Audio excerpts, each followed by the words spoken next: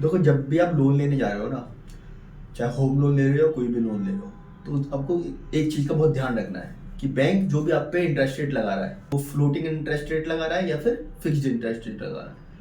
ऐसा नहीं है कि दोनों में से कोई भी खराब है या कोई बहुत अच्छा है, या ये दोनों के दोनों ना चीज़ों पे डिपेंड करते हैं।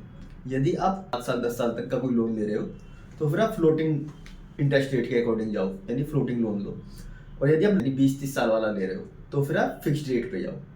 अब मैं आपको दोनों में अंतर बता देता हूँ। फ्लोटिंग इंटरेस्ट रेट वाला जो लोन है वो होता है, ये मार्केट के अकॉर्डिंग ना आपका इंटरेस्ट रेट ऊपर नीचे होता रहता है। इसमें कभी कभी आपको फायदा भी हो सकता है, कभी कभी नुकसान भी हो सकता है।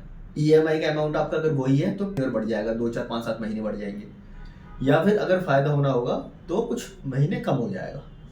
फिक्स्ड रेट में क्या होता है कि मार्केट का इससे कोई इम्पैक्ट नहीं पड़ता, ये फिक्स्ड रेट ही रहता है जो आपको बैंक पहले दिन डिसाइड करके दे देता है। लेकिन हमेशा फिक्स्ड रेट फ्लोटिंग रेट के अकॉर्डिंग ज़्यादा होता है। अगर फ्लोटिंग रेट 9% है तो हो सकता है फिक्स्ड रेट वो आपको 9.75 या 10% तक के रेट पे आपको दे। तो दोनों में कोई कमी नहीं है। सिर्फ इतना है कि यदि आप 5 साल या 10 साल का लोन ले रहे हो तो आप फ्लोटिंग रेट पे जाओ, और यदि आप 20-30 साल का कोई होम लोन ले रहे हो, कोई बड़ा लोन ले रहे हो, तो फिर आप फिक्स्ड रेट पे जाओ।